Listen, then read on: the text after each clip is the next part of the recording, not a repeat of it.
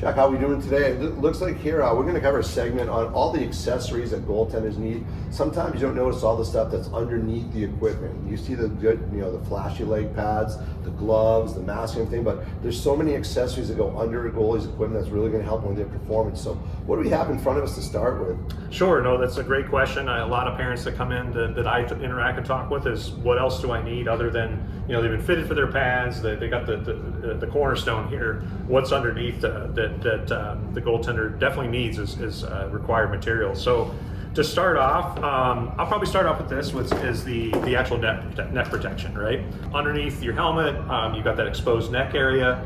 Your chest protector is more or less here, but you want to have extra clavicle protection, and then also you want neck protection. It's required by USA Hockey now, so everybody, players and goaltenders. So something like this, it's a butterfly style that I usually recommend because you have that impact protection along your clavicle. This can easily be put on, quickly by the goaltender when they're getting dressed, so they can flip this on over their head real quick and then put their chest protector on over that, so they've already got the protection, they've got the neck protection built in, and they're ready to go. So pair that up with the dangler that we had out earlier, and you're ready to go. I think that's one of the most underrated areas to have protection, because any shot in the shoulder, clavicle area, that stings.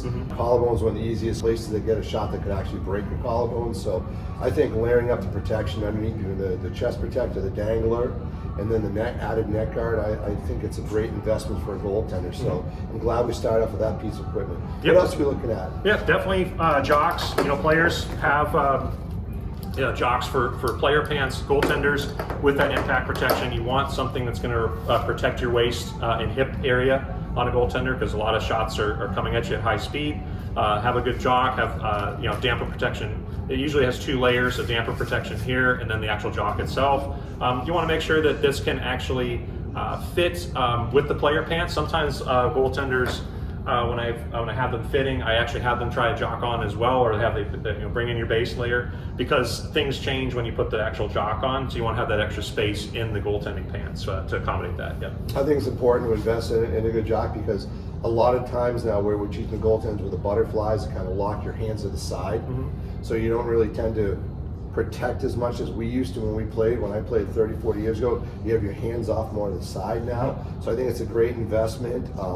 Again, get one that's comfortable, the one that's functional, one that fits within your pants and your leg pads, the way things interacting. But I think it's a very essential piece of equipment to have for obvious reasons. For sure.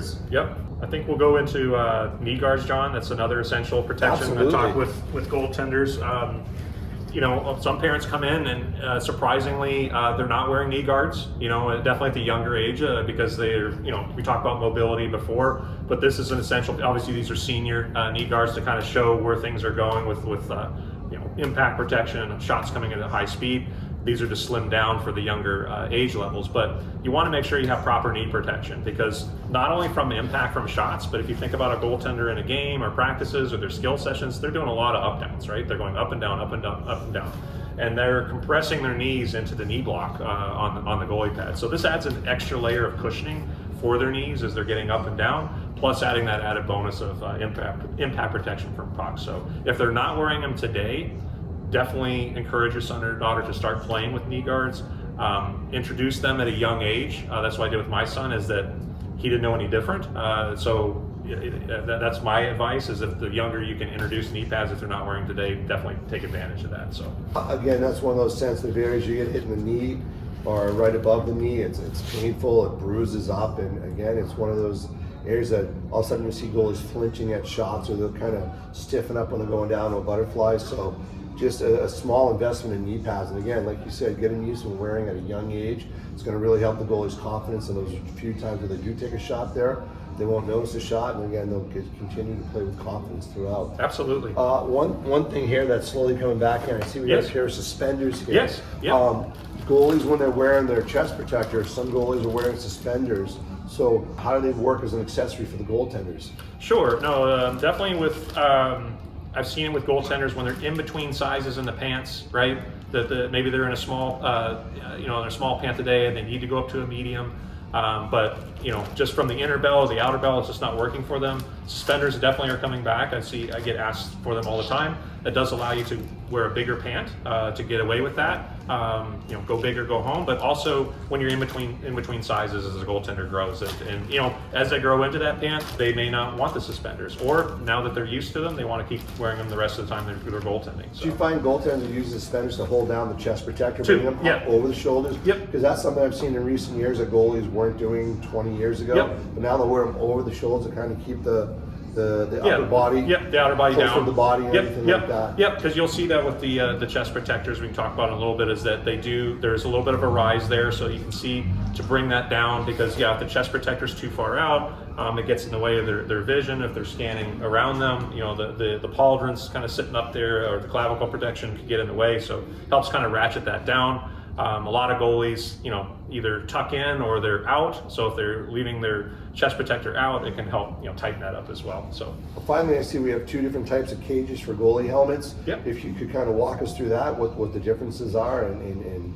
why goalies opt for different style cages. No, definitely you want to have. We talked about earlier in our talk about having extra accessories. These do get dented. From pucks, you think about how many pucks are getting shot at your son or daughter's face.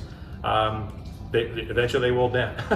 So when that happens, definitely change out your mask, right? Change out your cage, right? So what we have here is an example. This is a straight bar cage. Most helmets that you'll see have a straight bar. Another thing that's popular is goaltenders will like the cat eye protection, right? So the one thing I will mention about using a cat eye protection is make sure this is a certified cage, especially if your son or daughter is under the age of 18 and USA hockey rules. You can't wear a cage that is not certified, right? So what that means is you can't actually get the blade or butt end of a stick into the mask. On a senior cage that's non-certified for college players or pro players, they tend to be a non-certified cage. So you see there's a extra material here, extra set of bars to prevent injury to the face or to the eye. So make sure you have a certified cage if you want to change from a straight bar to that. Also, the referees will check for that. So on the ice, so make sure you got a certified cage. Again, this is a great segment that we're filming here. A lot of useful information, a lot of small accessories that the goalies can use to eliminate a lot of bumps and bruises. And again, it's all in stock here at Monkey Sports. So it's, of course, you're going to bring your equipment, get fitted properly, and it's going to give you extra layers of protection. So again, I thank you for the segment. Yep, absolutely, John. Thanks. Yep. Right. Yep.